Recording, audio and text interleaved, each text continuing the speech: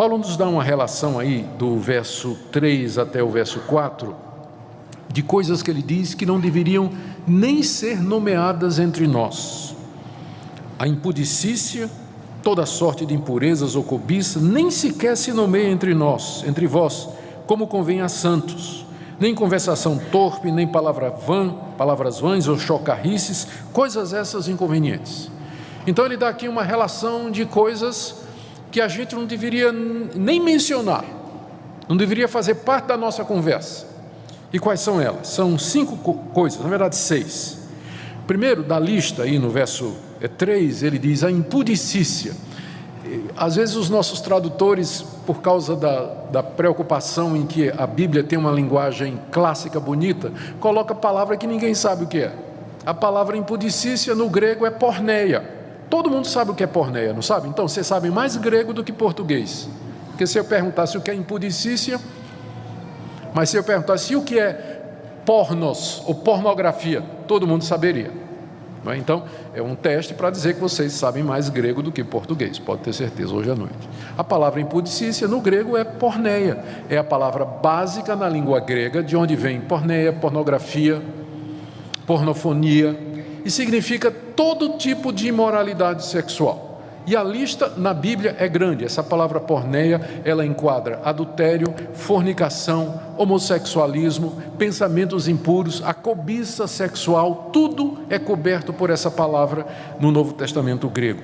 Então, primeiro Paulo a usa de uma forma muito geral, não é? Ele diz, olha, isso é o tipo de coisa que não pode nem se nomear entre vocês, a imoralidade sexual. A imoralidade sexual, toda sorte de imoralidade sexual. Depois ele diz uma palavra que é muito parecida, que foi traduzida bem literalmente, é a palavra impureza. A impureza. A impureza é a ideia de sujeira, não é? Aquilo que é sujo, aquilo que contamina. Essa palavra, ela vem lá da linguagem sacerdotal e levítica do Antigo Testamento. Quando uma pessoa era tornada impura, porque ela quebrava alguma lei de Deus, ela tinha que ser purificada através do sangue de sacrifícios de animais que eram oferecidos no altar por um sacerdote. Então, é uma palavra que era muito carregada de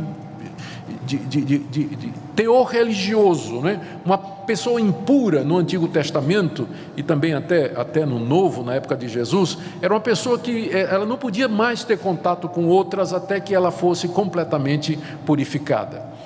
Paulo, quando usa aqui, Paulo era um rabino treinado no judaísmo, era um judeu, conhecia a linguagem do Antigo Testamento. Então, quando ele fala impureza, ele está falando toda sorte de atitude que nos torna impuros diante de Deus e que evitam a comunhão com Deus e como que nos alijam ou lançam fora da comunhão com Deus, juntamente com todo tipo de imoralidade. Depois ele diz cobiça. Essa palavra é bem conhecida, nós sabemos o que é cobiça, é você desejar o que os outros têm. O cobiçoso é alguém que quer o que o seu próximo tem. Pode ser a mulher do próximo, pode ser o carro do próximo, o emprego do próximo, a beleza do próximo, a cultura do próximo. Ele cobiça, ele quer aquilo que os outros têm. Então, a cobiça vem logo aqui como o terceiro da lista, não é? Depois, Paulo menciona a conversação torpe. Já entramos aqui no verso 4. Que quer dizer simplesmente aquele tipo de conversa indecente, obscena, que as pessoas costumam, às vezes, no seu trabalho, no dia a dia, é muito comum. Aí vem o palavrão, expressão chula, não é? O que Paulo aqui, a Bíblia chama de conversação torpe, não é? Essas conversas indecentes, carregadas de conteúdo erótico, às vezes de observações maliciosas. Paulo diz, isso não deve nem ser nomeado no meio de vocês. Depois ele menciona, ainda no verso 4, as palavras vãs, ou que quer dizer palavras tolas, é bobagem. Às vezes a gente não é necessariamente imoral, mas a gente diz um monte de bobagem. Diz um monte de tolice, não é que não edifica ninguém, fica falando bobagem. A gente sabe o que é isso, às vezes tentar definir o óbvio só complica, não é? E Paulo termina a lista aí no verso 4, dizendo chocarrices. Chocarrices simplesmente quer dizer uma piada sem graça e de conteúdo sujo, uma piada imoral, né? Que um gracejo imoral que as pessoas costumam contar e dizer. Paulo, pelo que nós já vimos aqui, o que Paulo está dizendo é que este é o tipo de atitude, de coisa que a gente tem que mortificar, a gente tem que dizer não para isso, faz parte do despiste, é o que a gente tem que tirar de nós todo dia, é o tipo de comportamento que a gente não quer ter, nós não queremos praticar estas coisas. Na verdade, ele diz aí no verso 3, que esse é o tipo de coisa que não se deve nem nomear. O que seria nomear? É você ver uma piada. Por exemplo, um colega seu te manda uma piada no WhatsApp, imoral a piada, tem um palavrão lá, uma frase lá que é indecente e tudo, você achou graça, não foi você que fez, mas você achou engraçado, aí você compartilha. Esse tipo de coisa não devia nem ser nomeado entre nós, não devia nem ser mencionado, muito menos compartilhado, né? Aí o pessoal sai compartilhando. Ele vai dizer assim, mas não fui eu que disse, né? Não fui eu que escrevi, não fui eu que contei, mas compartilha. Esse tipo de coisa não devia nem ser nomeado. Gente, nós não estamos sendo puritanos, né? Ou fundamentalistas na nossa ética.